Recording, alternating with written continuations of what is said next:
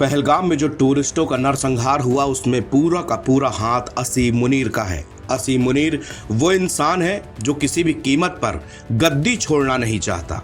इसके लिए वो दो मुल्कों को युद्ध की आग में झोंक रहा है। क्या आपको लगता है कि मुनीर को यह पता नहीं होगा कि अगर हम भारत में इस तरह की साजिश रच रहे हैं तो भारत कड़ा प्रहार नहीं करेगा? उसको सब पता था और वो यही चाहता भी है, क्योंकि सितंबर अक्टूबर में पाक आर्मी चीफ असीम मुनीर का कार्यकाल खत्म हो रहा है। पाकिस्तान सेना प्रमुखों का इतिहास यही रहा है। याहिया खान से लेकर परवेज मुशर्रफ तक मौजूदा वक्त पर दोनों देश युद्ध के मुहाने पर आ खड़े हुए हैं और इसका जिम्मेदार अगर कोई है तो वो है असीम मुनीर। असीम मुनीर चीन के साथ मिलकर भारत को प्रभावित करने की नापाक साजिश कैसा रच रहा है, आपको समझाते हैं।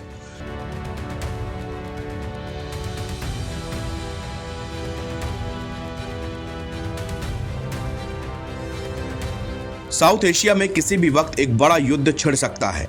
देखने में अभी ये भले ही भारत और पाकिस्तान के बीच एक सैन्य गतिरोध जैसा लग रहा हो, लेकिन वास्तव में ये एक खतरनाक भू राजनीतिक शतरंज का हिस्सा है।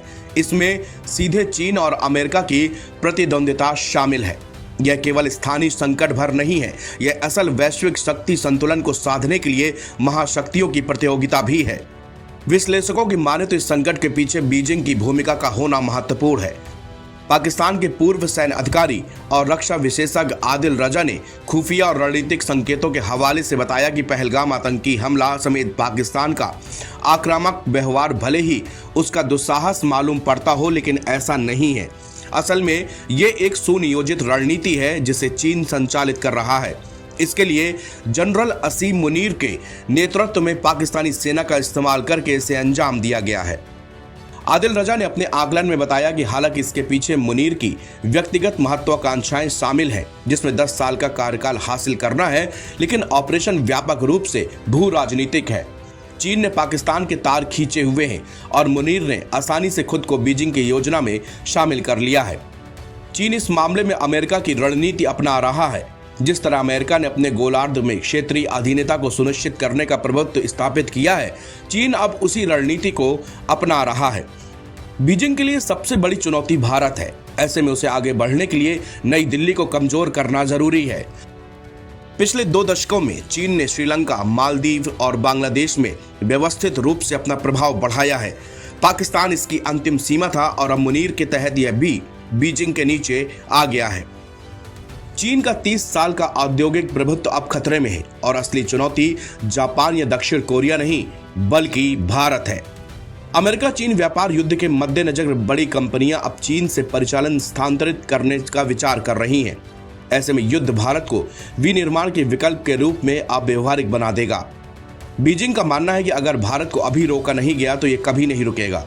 ऐसा करके चीन क्षेत्र में अमेरिका के सबसे मजबूत सहयोगी को पछाड़ने की योजना बना रहा है। जम्मू कश्मीर में आतंकी हमला ऐसे वक्त पर हुआ जब अमेरिकी उपराष्ट्रपति जेडी वेंस भारत के दौरे पर थे। यह पाकिस्तान और बीजिंग की तरफ से वाशिंगटन को सीधा संकेत था। सैन्य सूत्रों के हवाले से आदिल रजा ने बताया कि पाकिस्तान ने संभावित मिसाइल हमलों के लिए भारतीय शहरों का नक्शा बनाने के लिए चीनी खुफिया का उपयोग किया है।